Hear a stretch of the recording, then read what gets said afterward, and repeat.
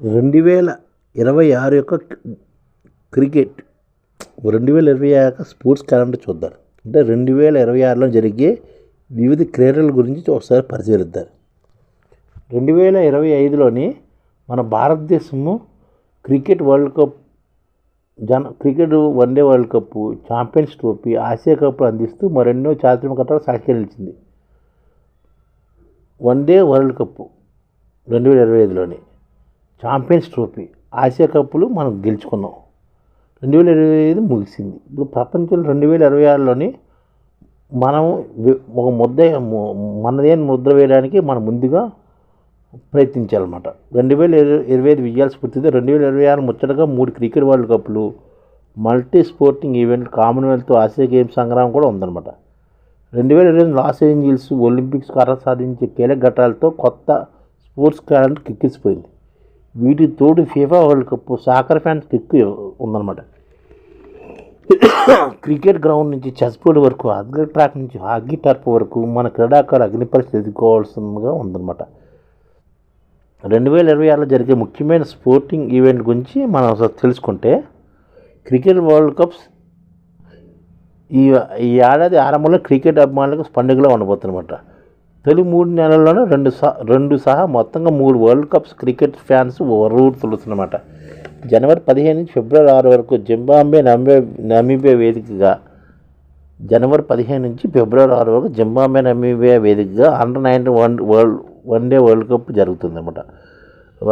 వైభవ్ సూర్యవంశీ, ఆయుష్ మాత్రే వంటి సంచలన ప్రతిభను కనబరించుకోవడానికి మంచి వేదిక అనమాట. అసలైన కిక్ ఫిబ్రవరిలో షురూ అవుతుంది. స్వదేశంలో ఫిబ్రవరి 7 నుంచి మార్చి 8 వరకు జరిగే మెన్స్ T20 వరల్డ్ కప్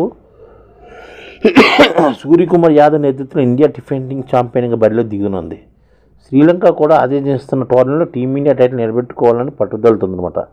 జూన్లో ఇంగ్లాండ్ వేదికగా జరిగే విమెన్స్ T20 వరల్డ్ కప్లో హర్మన్ప్రీత్ సేన కూడా మరో వరల్డ్ కప్ సాధించాలని ఉంటుందన్నమాట.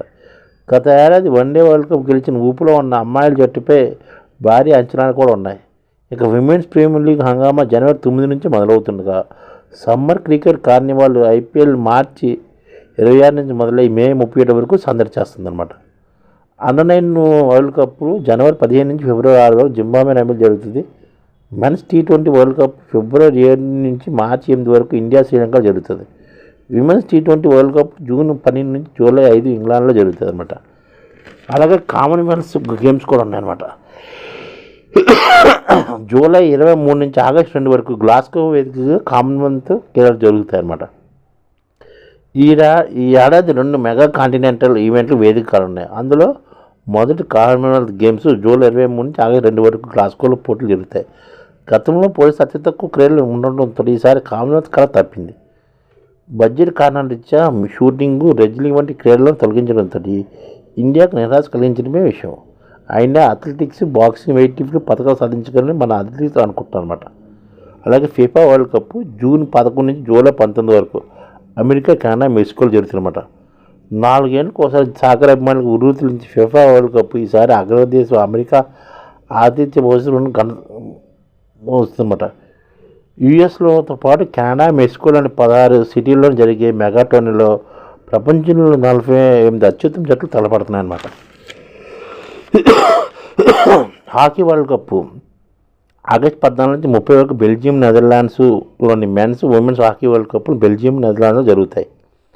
ఆసియా కప్ గెలిచి ఇప్పటికీ ఈ టోర్నీకి అర్హత సాధించిన ఇండియా మెన్స్ జట్టుతో పాటు మార్చిలో జరిగే క్వాలిఫైర్ ద్వారా విమెన్స్ జట్టు కూడా బెటర్ ఖరారు చేసుకొని చూస్తుందన్నమాట. అలాగే ఆసియా గేమ్స్పై అంచనాలు కూడా ఉన్నాయి. కామన్వెల్త్ గేమ్స్ ముగిసిన వెంటనే ఆసియా గేమ్స్పై ఇండియన్ ఫోకస్ పెట్టింది. ఈ పోటీలు సెప్టెంబర్ 19 నుంచి అక్టోబర్ 4 వరకు జపాన్లోని ఐచినాగోయాలో జరుగుతాయన్నమాట. ఈ గేమ్స్ 2028 ఒలింపిక్స్గా అర్హత సాధించడానికి అత్యంత కీలకంగా కానుందన్నమాట. హాకీలో స్వర్ణ సాధించిన జట్టు నేరుగా లాస్ ఏంజల్స్ ఒలింపిక్కు అర్హత సాధిస్తుంది. కామన్వెల్త్ గేమ్స్ ముగిసిన వెంటనే ఆసియా గేమ్స్పై ఇండియా ఫోకస్ పెట్టింది. ఈ గేమ్స్లో 2028 ఒలింపిక్స్కి అర్హత సాధిస్తారన్నమాట. అలాగే క్యాండిడేట్స్ చేస్తారన్నమాట.